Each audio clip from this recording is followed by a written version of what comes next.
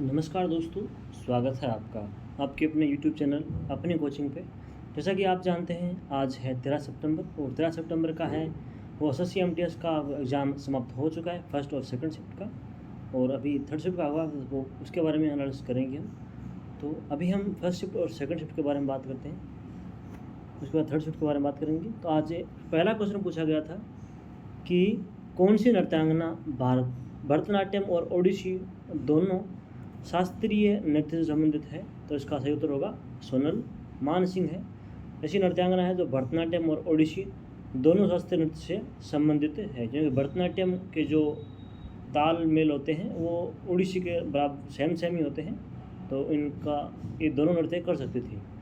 दोस्तों, अगर आपको इसका PDF डाउनलोड करना है तो आप हमारे टेलीग्राम ग्रुप को ज्वाइन कर सकते हैं, जिसका लिंक आपको वीडियो के डिस्क्रिप्शन बॉक्स में मिल जाएगा। और बात करते सोनल मानसिंह के बारे में, तो वह 1992 में पद्म भूषण की सबसे कम उम्र की प्राप्तकर्ता थी और 2003 में सोनल मानसिंह को पद्म विभूषण सम्मानित किया गया था और यह पहली महिला नर्तकी थी जिन्हें पद्म विभूषण मिला था। बात करते हैं, क्वेश्चन पूछते हैं आपसे कि कौन सा नृत्य है, कौन सा लोक नृत्य है, कौन सा शास्त्रीय नृत्य है, कौन से राज्य से संबंधित है और उसके संबंधित व्यक्ति के बारे में बात करते हैं। तो हमने इसका सोल्यूशन के लिए आपके लिए लेके आए हैं, ये सारणी लेके हैं। इसमें आपको शॉर्ट एंड स्वीट समझाया गया है कि आपको कैसे याद करना है इसको। तो आप ऐसे बताऊंगा तो टाइम बहुत लग जाएगा। आप इसका PDF डाउनलोड कर लीजिएगा, आपको टेलीग्राम पे मिल जाएगा ये। और इसके अलावा भी आपको PDF बहुत सारे मिल जाएंगे। जैसे 2023 में जो भी क्वेश्चन पूछे गए थे SSC MTS के, इससे पहले जो जुलाई में हुआ था एग्ज़ाम, उन सभी का PDF है। और अभी जो एग्ज़ाम चल रहा है, 1 से लेकर आज तारीख 13 है, वहाँ तक जितने भी एग्ज़ाम हुए हैं, जितने शिफ्ट के एग्ज़ाम हुए हैं, उन सभी का PDF आपको टेलीग्राम पे मिल जाएगा। वहाँ से जाके आप देख लीजिएगा, क्वेश्चन वहीं से दोबारा रिपीट हो रहे हैं। और ये जो आप मैं बता रहा हूँ, ये सारणी से क्वेश्चन एक नहीं 2 क्वेश्चन प्रत्येक शिफ्ट में बनते ही बनते हैं। ये सारणी इसीलिए मैंने बहुत मेहनत करके बनाई है। तो आप वीडियो को शेयर और सब्सक्राइब जरूर कर लीजिएगा चैनल को। ये आप या तो स्क्रीनशॉट ले लीजिए इसको, या फिर आप डाउनलोड कर लीजिएगा PDF।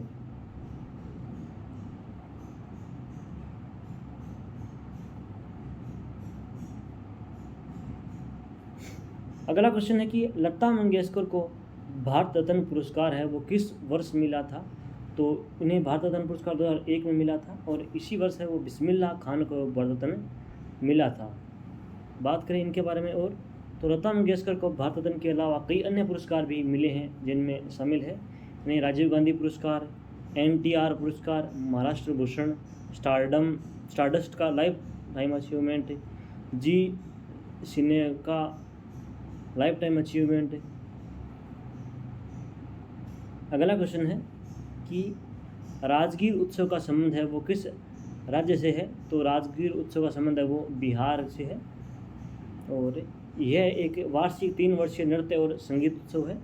इसकी शुरुआत 1986 में हुई थी और राजगीर महोत्सव इसलिए प्रसिद्ध है क्योंकि इसमें इतिहास, धर्म, कला और संस्कृति का ये प्रतिनिधित्व करता है।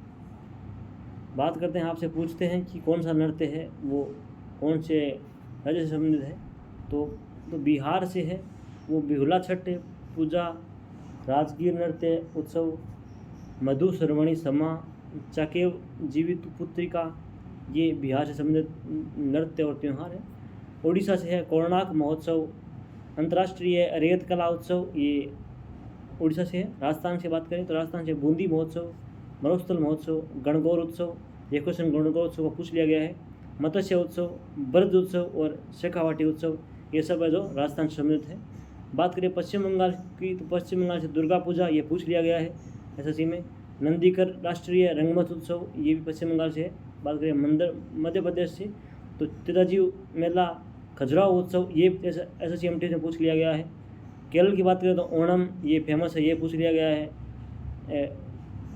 और निशान गंधी त्यौहार, बेकास्टी त्यौहार, ये सब भी त्यौहार है वो अलग अलग राज्यों से संबंधित है। तो ये सारणी भी आप PDF से ज़रूर पढ़ लीजिएगा, नहीं तो आप स्क्रीनशॉट ले लीजिएगा। अगला क्वेश्चन पूछा गया था कि मंगल पांडे कौन सी रेजिमेंट से संबंधित थे। तो इनका संबंध है वो 34वीं बंगाल नेटिव इन्फेंट्री की 4th बटालियन से इनका संबंध था। तो बात करें इनके बारे में तो 29 मार्च 1857 को बैरकपुर में पांडे ने अपने एडजुटेंट पर हमला कर दिया था और उनकी हत्या कर दी थी, क्योंकि सैनिक है वो चर्बी रहित कारतूसों का उपयोग करने से इनकार कर रहे थे। इन्हें एक राइफल पकड़ाई हुई थी, तो उसमें क्या चर्बी लगा हुआ कारतूस था, उसको उन्होंने मना कर दिया। गाय की चर्बी लगा हुआ था कारतूस, उन्होंने मना कर दिया मुंह में से लेने से, मुंह में लेकर इसे खोलना पड़ता, चलाना पड़ता था, तो उसे मना कर दिया। तो इसलिए विद्रोह हो गया था। और मंगल पांडे को है पहला स्वतंत्रता सेनानी भी कहा जाता है। और इसके इन्होंने विद्रोह करके इनकी जो एडजुटेंट था उसकी हत्या कर दी, तो इसके विरोध में मुकदमा चला और इन्हें फांसी दी गई थी। तो ये स्वतंत्रता संग्राम के पहले फांसी देने वाले व्यक्ति हैं। अगला क्वेश्चन है कि जूनियर पुरुष हॉकी विश्व कप कहाँ आयोजित होगा, तो यह मलेशिया में आयोजित होगा। बात करें इसके बारे में तो 2023 से FIH पुरुष हॉकी जूनियर विश्व कप 5 से 16 दिसंबर तक मलेशिया में खेला जाएगा। टूर्नामेंट है वो बुटीक जलील के national hockey stadium Kuala Lumpur Malaysia में होगा। अगला क्वेश्चन है कि 2011 की जनगणना के अनुसार भारत की कुल जनसंख्या कितनी थी, तो भारत की कुल जनसंख्या है वो 121.10 करोड़ थी। और इसके बारे में बात करें तो भारत की जनसंख्या है वो विश्व की जनसंख्या की कुल है वो 17.5% जनसंख्या अकेली भारत में निवास करती है। और यह है विश्व के क्षेत्रफल के 2.4 के साथ है भारत का क्षेत्रफल। और 2021 तक भारतीय जनसंख्या है वो 140.76 करोड़ हो चुकी है। इसके साथ यह विश्व में 1 नंबर पे है जनसंख्या के मामले में। इसके बाद चीन है, 2011 में है वो चीन सबसे ऊपर था, उसके बाद भारत था, लेकिन अब यह आंकड़ा 1-2 ऊपर था, 2-1 हो गया है। तो और बात करें इसके बारे में तो 2001 से 2011 तक है वो भारत की जनसंख्या में 181.5 मिलियन की वृद्धि हुई थी। यह वृद्धि दर है वो 17.64% थी, यानी कि जितने लोग थे, यानी पहले 100 लोग थे तो उसके बाद 117 लोग हो चुके थे। दोस्तों आपसे जनसंख्या के जो जनगणना 2011 हुई थी उसके बारे में क्वेश्चन प्रत्येक में बनते ही बनते हैं।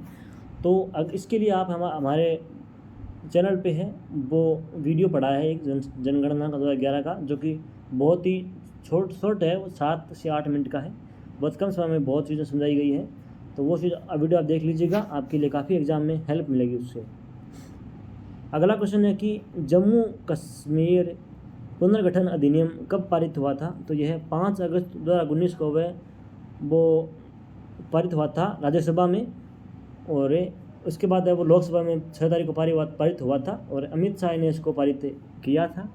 और अधिनियम के तहत लद्दाख को विधानसभा के बिना एक केंद्र शासित प्रदेश बना दिया गया था, जबकि जम्मू और कश्मीर को विधानसभा के साथ एक केंद्र शासित प्रदेश बना दिया था।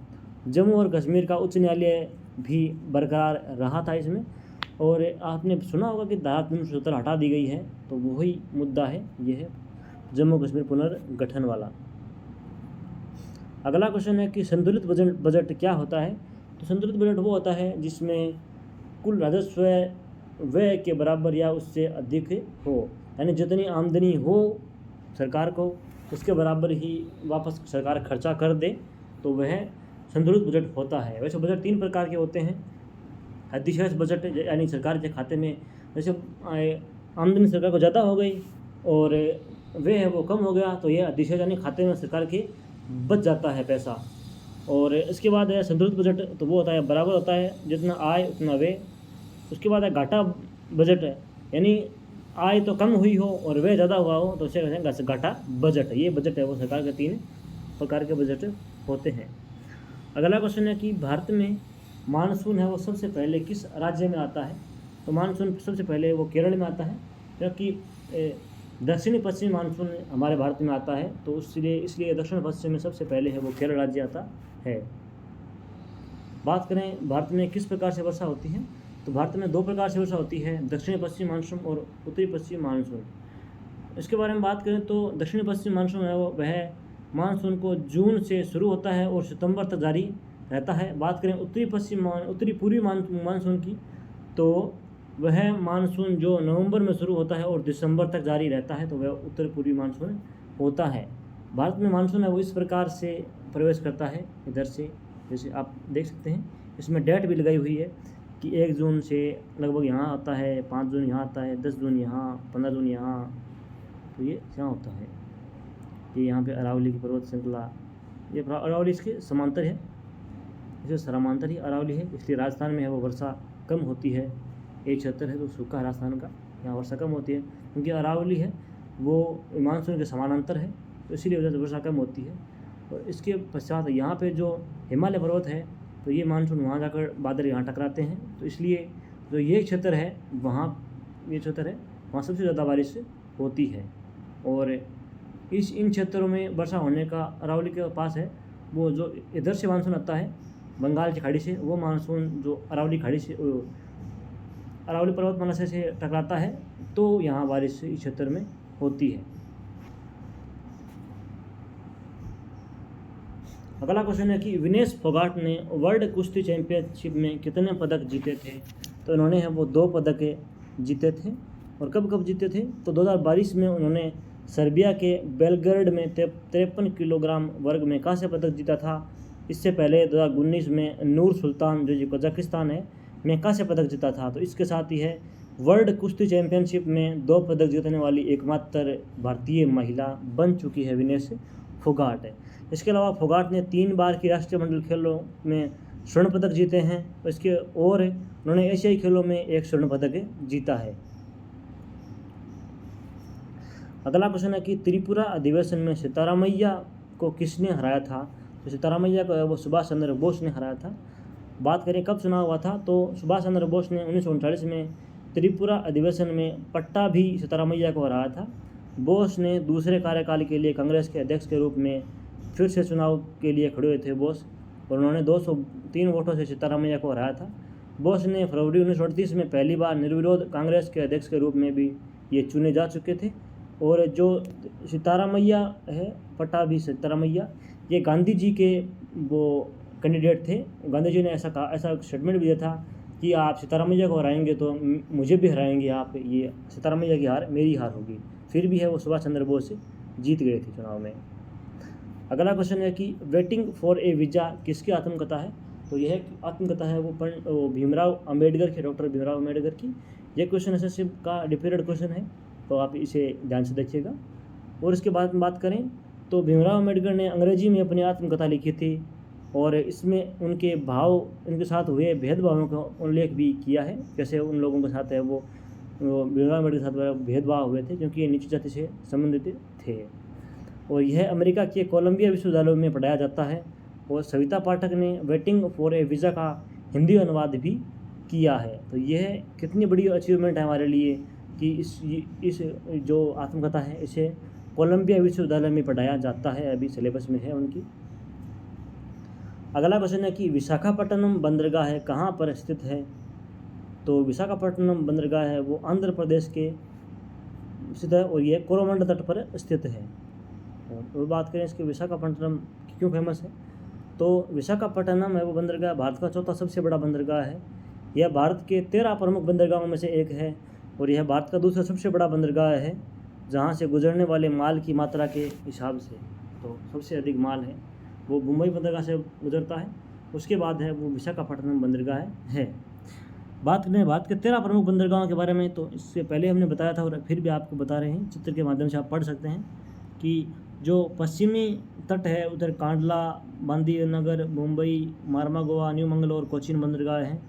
इधर है वो चेन्नई, एन्नोर, तुतीकोरी, काकीनाडा, विशाखापट्टनम, पारादीप, हल्दिया, कोलकाता बंदरगाह है, पोर्ट ब्लेयर, ये सब है जो इधर के बंदरगाह है। बंदरगाह आपसे बहुत पूछे जाते हैं, तो पूर्वी घाट और पश्चिमी घाट दोनों की आप पे बंदरगाह रट के जाइएगा। यहाँ से प्रश्न बहुत बार बनते हैं, इससे पहले 2-3 बार शिफ्ट में पूछ लिया गया है। बात करें अगले क्वेश्चन की, तो छऊ लोक नृत्य है वो किस राज्य से संबंधित है? तो आपके ऑप्शन में था वो झारखंड था। इसके अलावा ये पश्चिम बंगाल, उड़ीसा और झारखंड तीनों राज्यों में ये फेमस है। छऊ नृत्य एक मुखौटा नृत्य है जो कि पूर्वी भारत में प्रचलित है। छऊ एक पुरुष प्रधान नृत्य है, ये आप पूछ सकते हैं। छऊ क्या नृत्य है, कौन सा नृत्य है, तो छऊ पुरुष प्रधान नृत्य है। और छऊ मुख्यतः 3 प्रकार का होता है, सरायकेला छऊ, मयूरभंज छऊ और पुरुलिया छऊ। ये छऊ के 3 प्रकार हैं। अगला क्वेश्चन है कि the God of small things पुस्तक के लेखक कौन हैं? तो इस पुस्तक के लेखक है वो अरुंधति रॉय हैं। अरुंधति रॉय ने 1997 में बुकर पुरस्कार भी जीता था। और ये क्वेश्चन है वो रिपीटेड क्वेश्चन है, तो ये आज के सेकंड शिफ्ट में भी पूछ लिया गया क्वेश्चन है। और अगला क्वेश्चन है कि बिस्मिल्लाह खान का संबंध कौन से वाद्य यंत्र से है? तो इन्हें कौन नहीं जानता, इनका संबंध है वो शहनाई से है। महान शहनाई वादक ये थे। बात करें बिस्मिल्लाह खान से संबंधित पुरस्कारों के बारे में, क्योंकि पुरस्कार है वो बार बार पूछते हैं।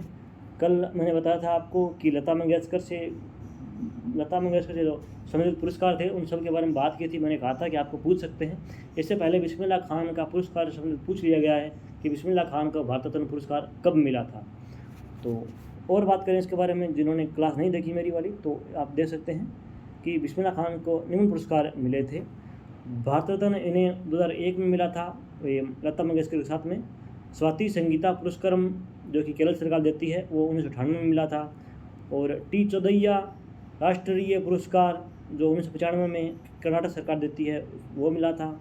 संगीत नाटक अकादमी के फेलो 1994 में मिला था। ईरान गणराज्य के तहत मौसीक 1992 में मिला था। पद्म विभूषण, पद्म भूषण, पद्म श्री, ये तीनों अवार्ड ये इन्हें मिल चुके हैं। और संगीत नाटक अकादमी पुरस्कार मिल चुका है इन्हें। और सरकार द्वारा तानसेन पुरस्कार भी जो मध्य प्रदेश सरकार देती है वो मिल चुका है। अखिल भारतीय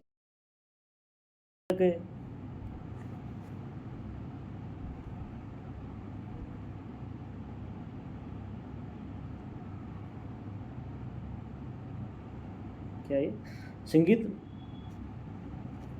अखिल भारतीय संगीत नाट्य सम्मेलन कलकत्ता में भी इन्हें 3 पदक दिए गए थे 1937 में। इसके बाद बात करें SAFF चैम्पियनशिप 2021 में भारत ने किसे हराया था? तो भारत ने है वो नेपाल को हराया था। तो बात करें SAFF चैम्पियनशिप क्या होती है? तो इसका फुल फॉर्म होता है south Asian football federation championship में किसको हराया था भारत ने? तो भारत ने है वो नेपाल को हराया था। और इसके बारे में बात करें तो 2021 SAFF चैम्पियनशिप में भारत ने नेपाल को 3-0 से हराकर खिताब जीता था। यह मैच 16 अक्टूबर 2021 को मालदीव के माले में नेशनल फुटबॉल स्टेडियम में खेला गया था। इसके अलावा बात करें 2023 की, तो भारत ने है वो 2023 में कुवैत को 5-4 से हराकर अपना 9वां SAFF खिताब जीता था। और यह मैच बेंगलुरु कर्नाटक में आयोजित किया गया था। अगला क्वेश्चन है कि निर्मला पारीखर किस शास्त्रीय नृत्य से संबंधित है? तो इनका संबंध है वो मोहिनी अट्टम शास्त्रीय नृत्य है, जो कि भारत के 8 शास्त्रीय नृत्य हैं, तो उनसे संबंधित ये है। अगला क्वेश्चन है कि एंटोनियम ऑफ एंजाइटी, तो एंजाइटी का होता है चिंता, तो चिंता का होता है काल्मनेस। अगला पूछा गया था कि एंटोनियम ऑफ डिस्टेंट तो होता है स्पष्ट या सुव्यक्त, तो इसका होता है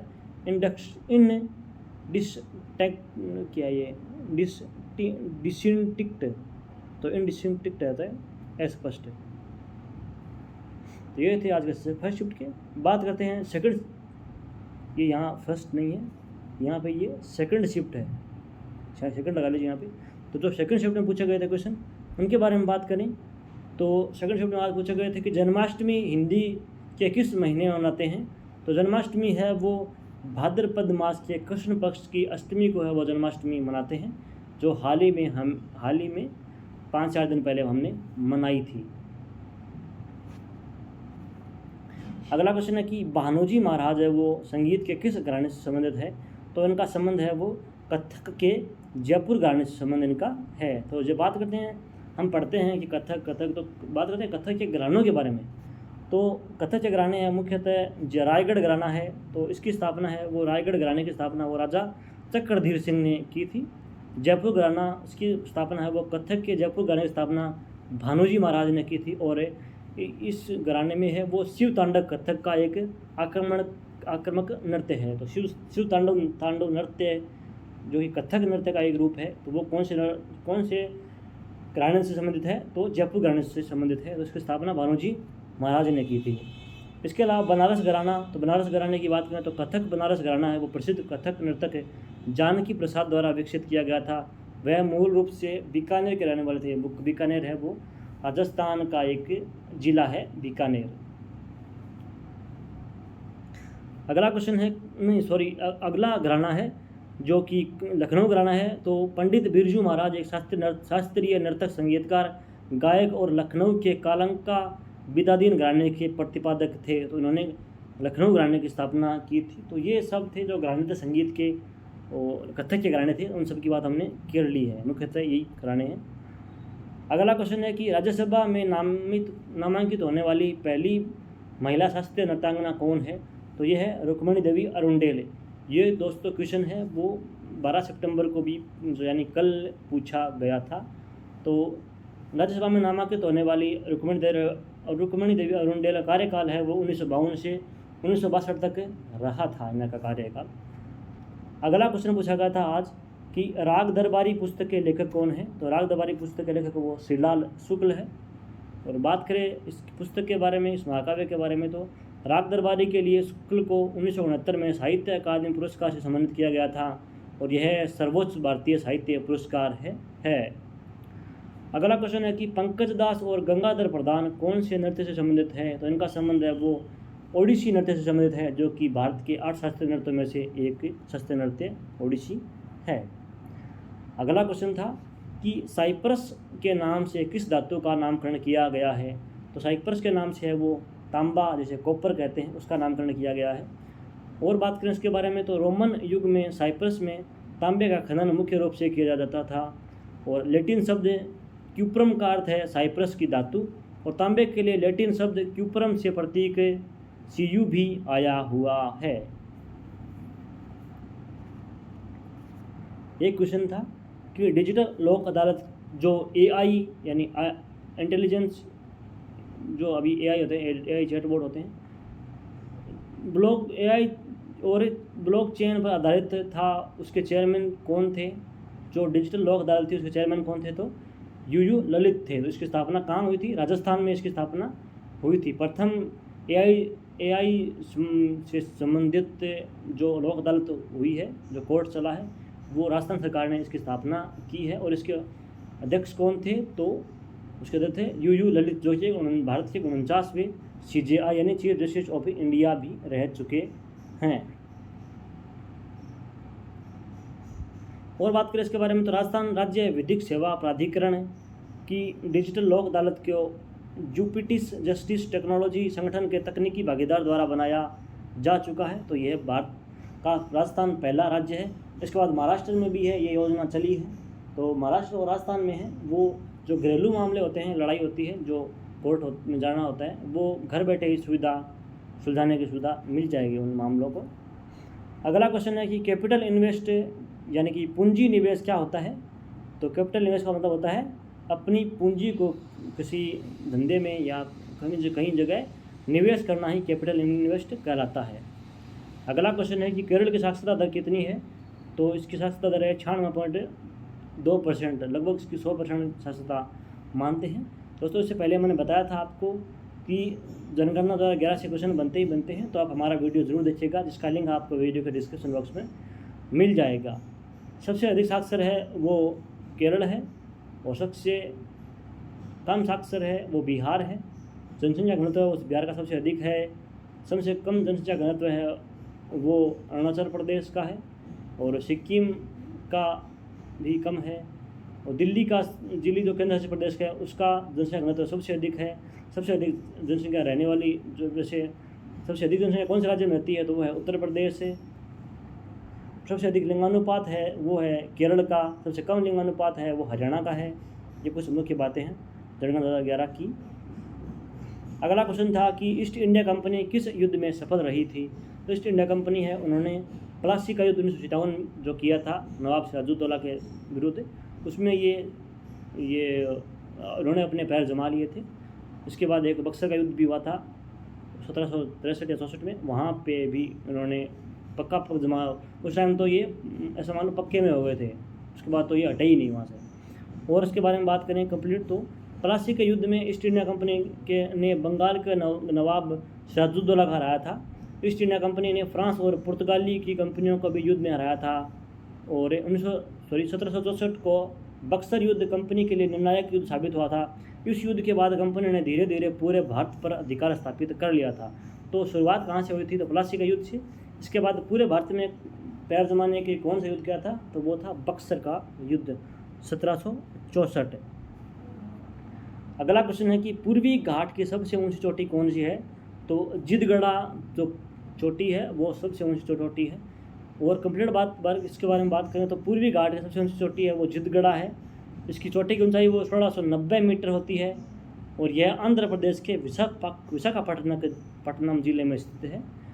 और बात करें तो पूर्वी घाट की दूसरी सबसे ऊंची चोटी है वो जो महेंद्रगिरी है और ये 1501 मीटर उड़ीसा के गजपति जिले के रायगढ़ उपखंड में स्थित है।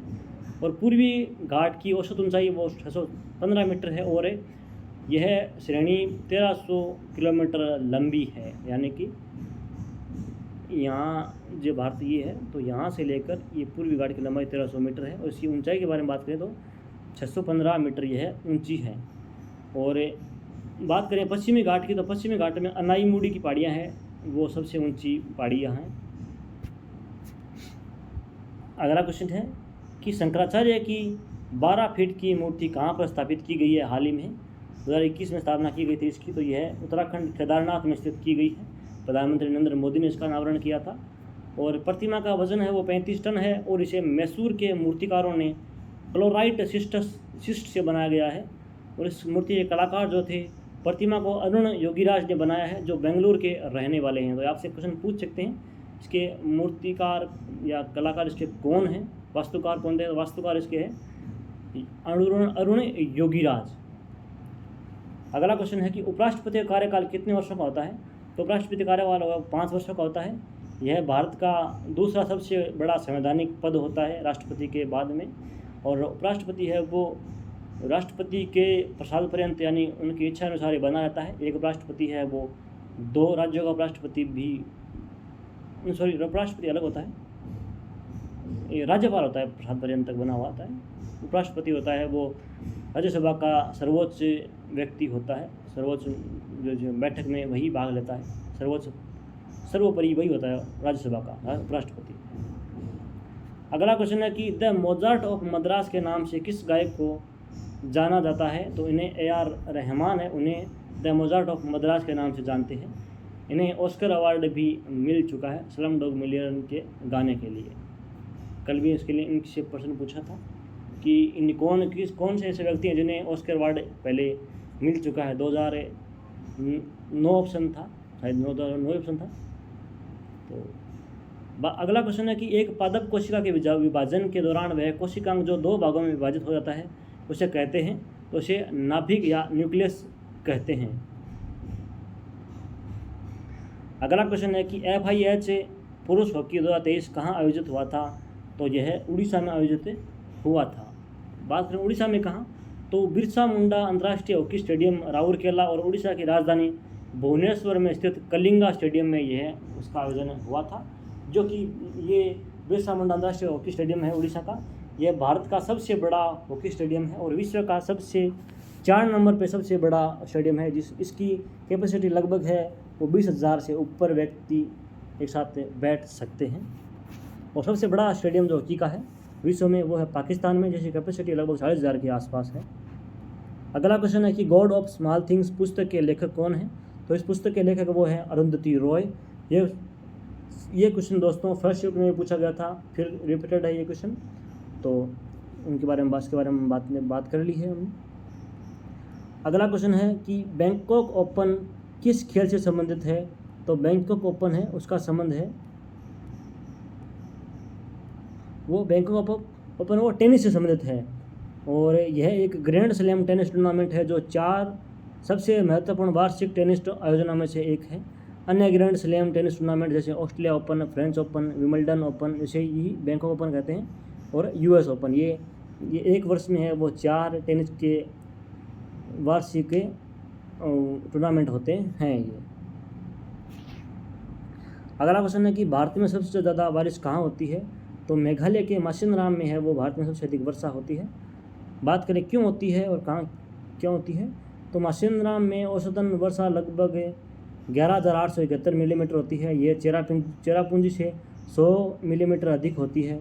माशिनराम की नमी है वो बंगाल की खाड़ी से आती है और 1491 मीटर ऊंची खासी पहाड़ियों के कारण यह नमी संघनित हो जाती है।